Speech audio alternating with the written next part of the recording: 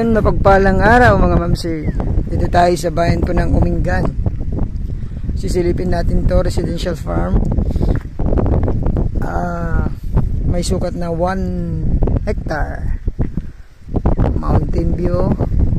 Tapos ito nakabakod na siya kaso hindi lang natapos. Kulang na lang ng wire. Pero may mga poste na. So, ganda nito kasi may burol. Anong barangay road? Power line, internet nasa labas na rin. So water source dito, papadip well tayo. Tayong electric pump. So pag ganyan, ito naman nakabakod so hindi natin mawawala. Lalagyan na lang po ng screen. So frontage mga ma'am sir, 93 meters. Napakaluwang, napakahaba ng frontage niya. So ito yung burol niya. Magandang magpatayo ng dito o kaya gawing tawag dito, paglagyan din ng kubo. Pwedeng pagganuhan po ng kasi ito dito kitang kita yung lake. Pag yan, punong-puno yan pagka tagulan. Pero ngayon, hindi naubusan ng tubig. Pag ganun po. So meron na rin abang dito na paglalagyan ng kubo. As may kubo na rin, may isa pang paglalagyan doon ng kubo din. So naumpisan na to itong property. Kulang na lang ng itatanim. Nalinis na rin.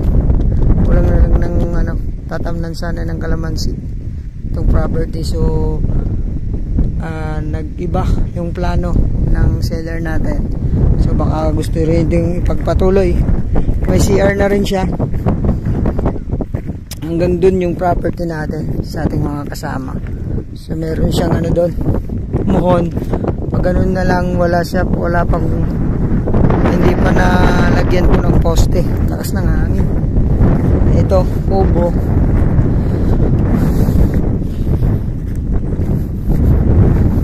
May mga tanim na rin na mulberry. Dalawa lang po ata. Tas saging, mahogany. Pag ganun, may ginagawang fish pan po rito eh. Tingnan natin kasi bulldozer na nga po ng seller natin to. Hanggang dun yung property natin.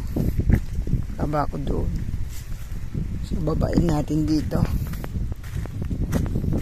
Ito meron na ring CR.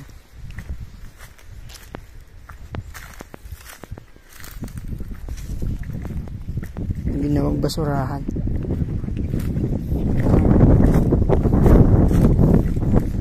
Kalilinis lang siya.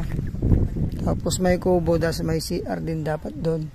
Tapos meron din dong so na sana gagawing farm ni ma'am, bakasyonan ni ma'am tsaka sir.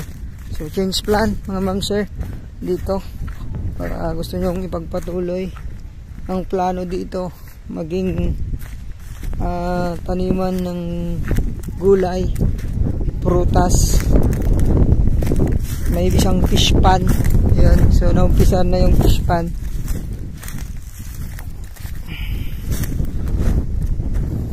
May mga buko na rin. Ayun, ang ganda ng dito, view. Wala pang masyadong maraming kapitbahay, so hindi pa siya polluted na lugar. Ito pinaano na po ni seller to. Pina-bulldozer niya para kung sakali papasok yung 4 wheels dito o kaya yung mag-harvest dito sa fish pan. Ayan ito. Hinarang po dyan para konting fish pan tong maliliit. So malit lang mga mamsip, pero ganda yung plano. Ayun lang, kung gusto nyo pong palalimin pa to, pwede po.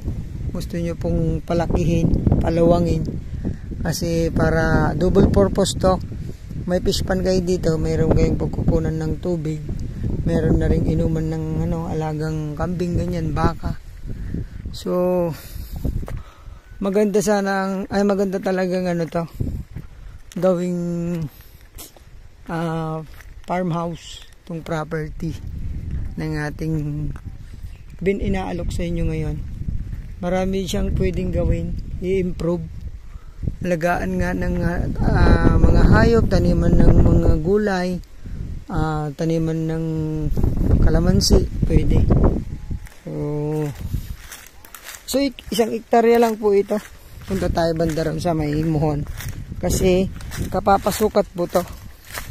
At naipa-approve na rin kasi mother title to. Naipa-approve na rin. Hinihintay na lang lumabas para kung sakali may transfer na po sa pangalan nyo itong property na to kapag nagustuhan nyo. Title property po, buhay po yung nakapangalan sa titulo. So approval na lang inihintay. Pero naipa-approve na to. Ito. Ang ganda po dito. Ayun. Doon magandang lagyan ng bahay. Hanggang dito yung end ng property, mga ma'am sir. Dito may Muhon.